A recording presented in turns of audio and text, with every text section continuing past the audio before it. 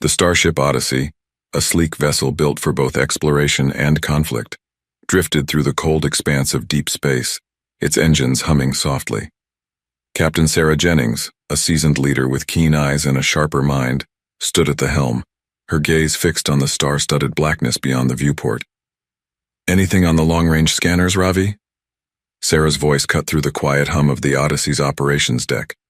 Ravi, the communications officer, adjusted his headset, fingers dancing over the holographic console.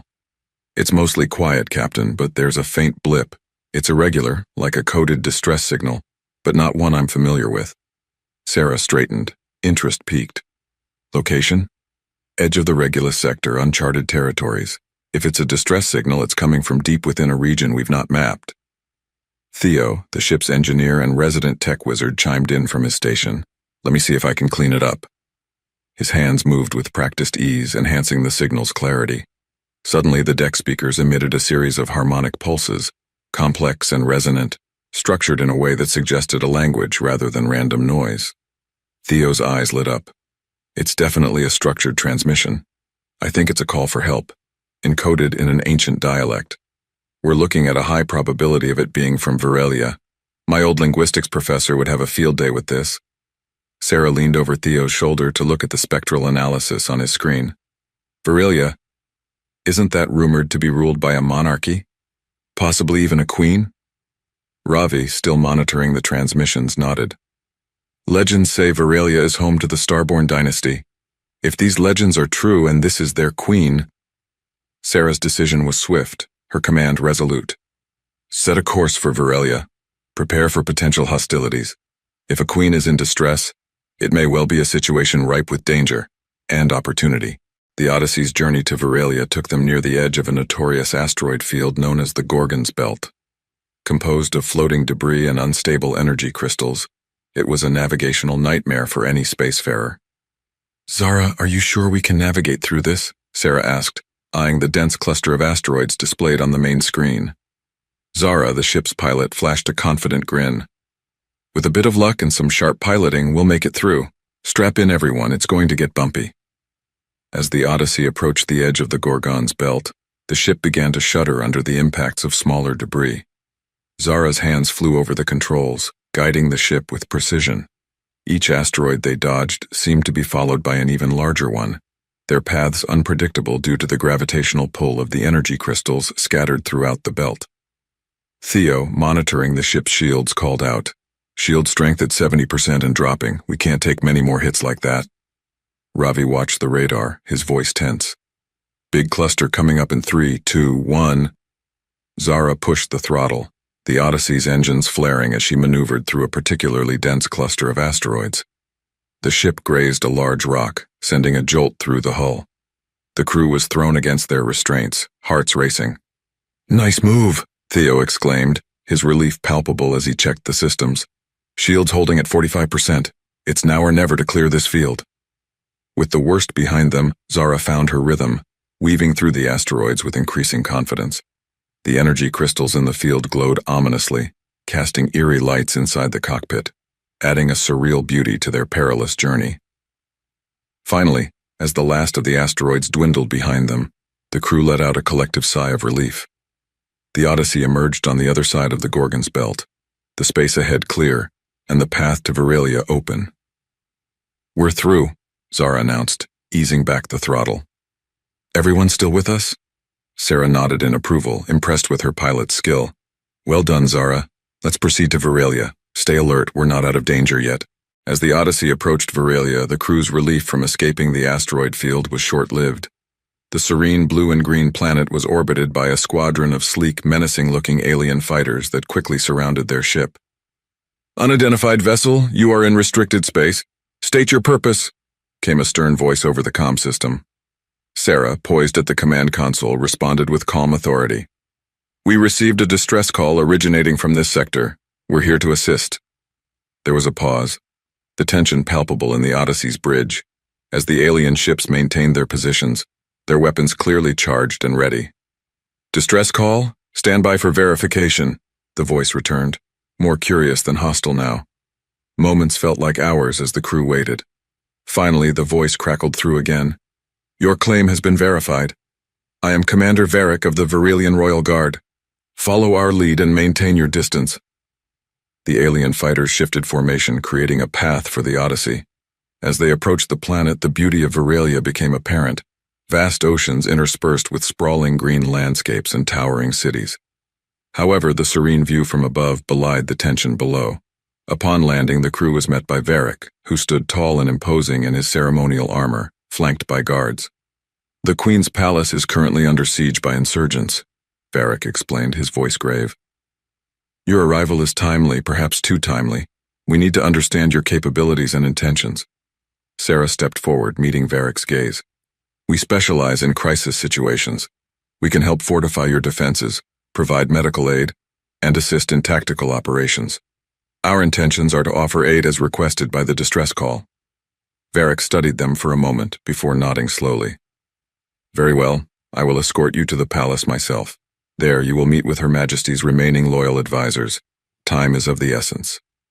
As they traveled towards the palace, the evidence of unrest was everywhere. Barricades in the streets, smoke rising in the distance, and the occasional sound of distant explosions painted a picture of a world on the brink. Arriving at the palace, the situation was even more dire than expected. The once magnificent structure was now fortified with energy shields and guarded by anxious soldiers. Varric led them inside, where they were ushered into a secure war room. Queen Lyra will join us shortly, Varric announced. Prepare your assessment and be ready to present your plan. The fate of Virilia may well depend on the next moves we make together. As they awaited the Queen's arrival, Sarah and her crew quickly conferred, pooling their knowledge and resources. They were no longer just rescuers responding to a call. They were potential saviors of a planet, a role that none had anticipated when they first decoded the distress signal that had brought them here. In the fortified war room of the palace, tension hung thick in the air as Queen Lyra entered. Despite the siege, she exuded an air of regal composure. Her gaze swept over Captain Sarah Jennings and her crew, a flicker of hope passing through her steely eyes. Thank you for heeding our call, Queen Lyra began, her voice resonant and commanding. Virilia is in turmoil. Rebels have encircled the palace, demanding my abdication. We must act swiftly to secure the palace and stabilize the region. Sarah stepped forward. Your Majesty, we've assessed the situation. Our plan involves using a two-pronged approach: defensive fortifications here in the palace, and a tactical strike to disrupt the rebels' command structure. We believe this will give us the upper hand.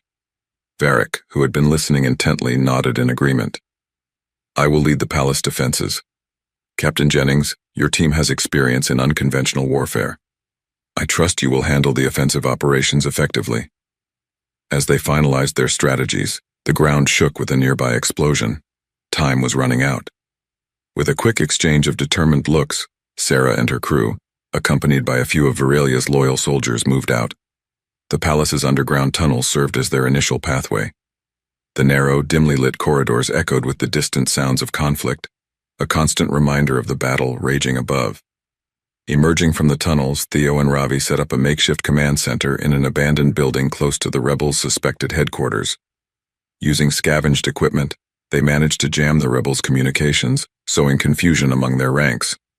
Meanwhile, Sarah and Zara, along with a squad of Virilian soldiers, advanced towards the rebel command post.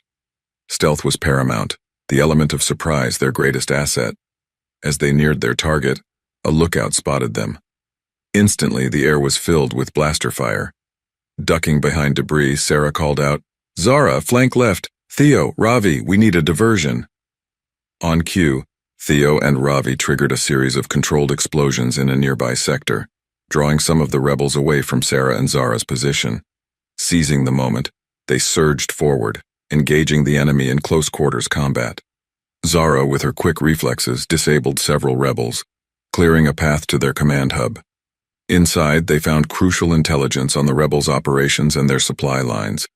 With the command post compromised and their leaders captured, the rebels' morale began to falter. Sarah's team used this advantage to push them back, gradually reclaiming lost ground towards the palace. Back at the palace, Varric and his troops, bolstered by the success of Sarah's offensive, repelled the remaining rebel forces. By nightfall, the siege was broken and the palace secured. Queen Lyra met them as they returned, her expression one of profound relief mixed with newfound respect. "Your bravery and strategic acumen have saved our palace and our people," she declared. "Tonight, we celebrate our victory. Tomorrow, we rebuild."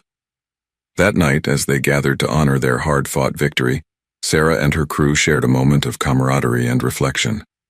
They had come to Varelia as rescuers, but they would leave as heroes of a grateful planet. The celebration of their victory was short-lived. Early the next morning, Queen Lyra summoned Captain Sarah Jennings and her crew to the palace's strategy room. With the initial siege lifted, the focus shifted to securing the Queen's rule and stabilizing the planet. "Last night's success was crucial, but we have only weakened the rebels, not defeated them," Lyra stated, her voice steady but concerned. "They still hold significant territory, and without their leader, they could become unpredictable." Sarah nodded, understanding the gravity of the situation. "Your Majesty, securing your reign will require more than military might. We need to win the hearts and minds of your people. The rebels thrive because they exploit discontent. We should address the causes that fuel their support." Lyra considered this, her gaze thoughtful. "A wise strategy. I propose a twofold approach. First, we continue to press our advantage militarily to keep the rebels from regrouping. Second, we initiate reforms that address the grievances of my people. I will need your help in both." Varric interjected. "The military operations can be led by our forces now that we've regained momentum. What we require from you, Captain Jennings, is assistance in strategic planning and implementing these reforms effectively." Theo, always ready with technical solutions, spoke up.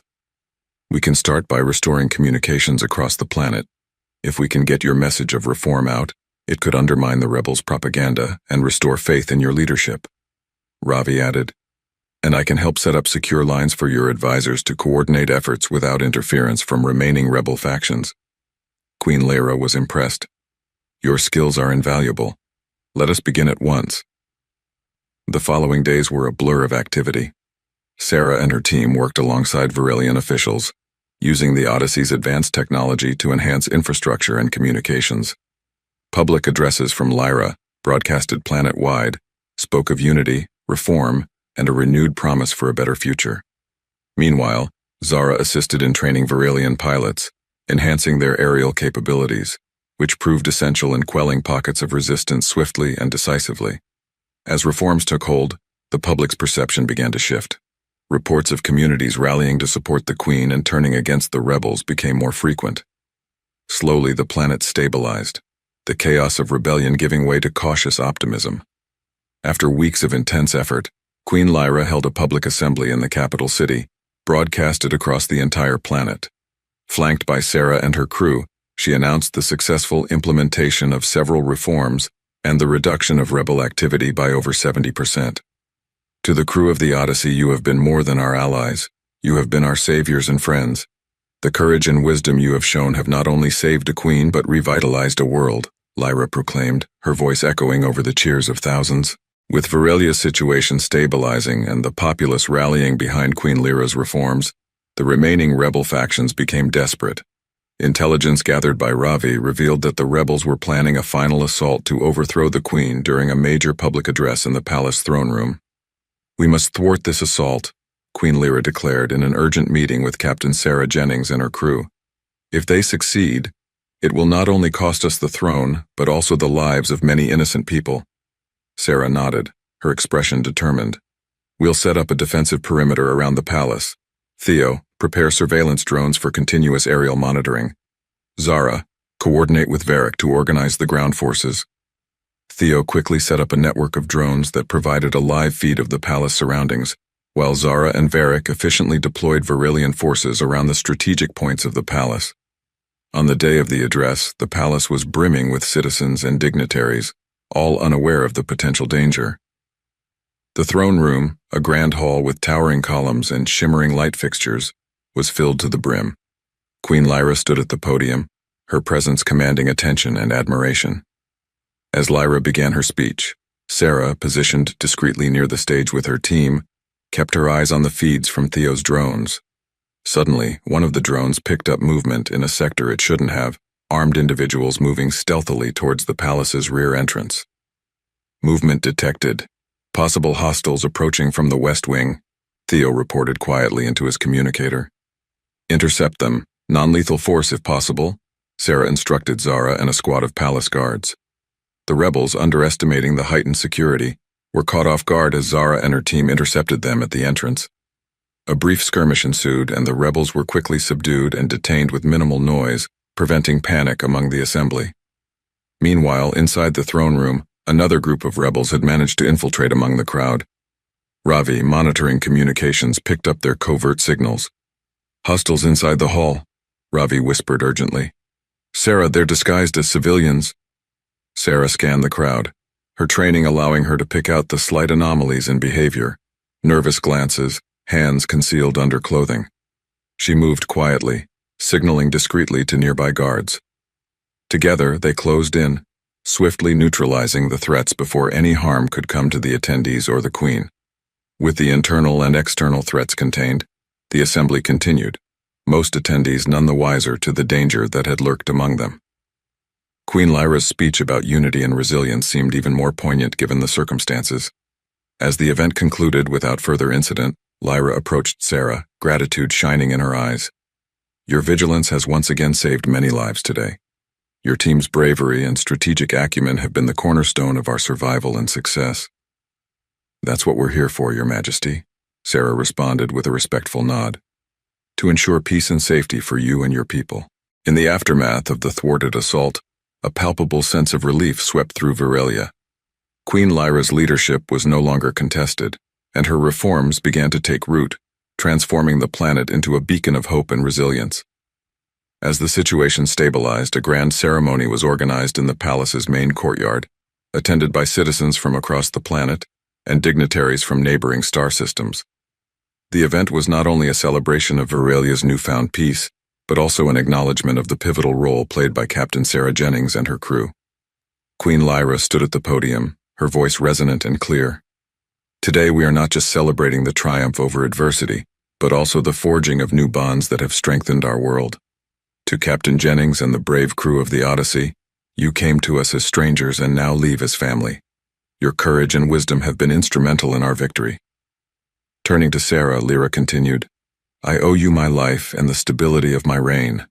As a token of our gratitude and to cement the bonds between our worlds, I offer you the Star of Virelia, our highest honor." Sarah stepped forward, humbled, as Lyra draped a luminescent medal around her neck. The metal, crafted from Virelian crystals, shimmered with a light that seemed to pulse with the life of the planet itself. "All we ask in return is friendship and an alliance between our worlds. Let this be the foundation of our future interactions," Sarah said, her voice steady and sincere. "A wise and noble request," Lyra agreed, her smile broad, "and so it shall be. From this day forward, let our worlds be united in purpose and peace." The crowd erupted in cheers, a sound that mirrored the joy and optimism filling the courtyard. Music filled the air, and the celebration continued into the night with stories shared and dances exchanged under the starlit Virelian sky. Later, as the Odyssey prepared to depart, the crew gathered on the bridge, each member reflective of the journey they had undergone. "We came here on a simple rescue mission," Theo remarked, his eyes on the stars ahead. "And we're leaving having changed the course of a planet. And possibly the course of our own lives," Zara added, her hands poised above the navigation console. "Who knows what other calls we might answer next?" Sarah looked around at her crew, her expression a mix of pride and anticipation. "Let's set a course for home, but keep your eyes open. Adventure has a way of finding us." As the Odyssey pulled away from Virelia, the planet shrinking into the distance, the crew felt a bittersweet farewell. They were leaving behind a world vastly different from the one they had arrived at, a world they had helped transform. As the Odyssey sailed through the quiet void of space, the crew felt a mix of relief and nostalgia. They were leaving behind a planet they had dramatically impacted and were now returning to familiar territory, the confines of known space where they could finally process the full extent of their recent adventure. Sarah stood by the main viewport, watching the stars streak past as the ship traveled at warp speed. She reflected on the crew's unexpected journey, a mission that started as a simple response to a distress signal and ended with them altering the fate of an entire world. "The universe has a funny way of throwing the unexpected at us," Sarah mused aloud. Theo, who was checking the navigation systems, nodded. That's what makes this job exciting, Captain. You never know what's around the next star. Zara, always the pilot, chimed in from the helm. Speaking of which, should we start planning our next route? There's a whole galaxy out there waiting for us. Ravi, looking up from his communications console, added, And we'll be going into it with a new ally. Who knows how many more we might make out there. The conversation was light but thoughtful, each member of the crew aware that their experiences had changed them. They were no longer just a ship's crew. They were diplomats, heroes, and friends to a world they once knew nothing about. As they approached the edge of the solar system, Sarah received a transmission from Earth Command, congratulating them on their successful mission and welcoming them back. The message was warm and filled with praise for their courage and diplomacy. Looks like we might get a hero's welcome when we land, Sarah said with a smile. That's all well and good, Theo joked, but I'm looking forward to a good meal and maybe a long nap in my own bed. First round's on me when we hit the ground, Zara declared, eliciting smiles and nods of approval from the rest.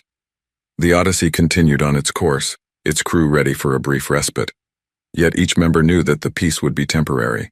The cosmos was filled with endless possibilities, and their next call to adventure could come at any time.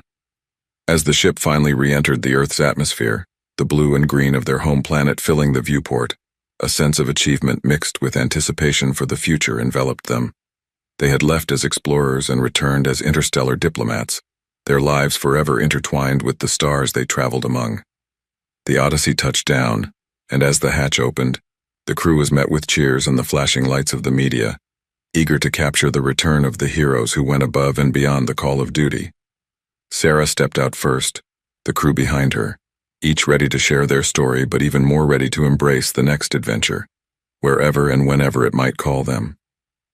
As they faced the crowd, it was clear that this journey was just one of many more to come, in the endless expanse of space where the Odyssey and her crew would always find their way.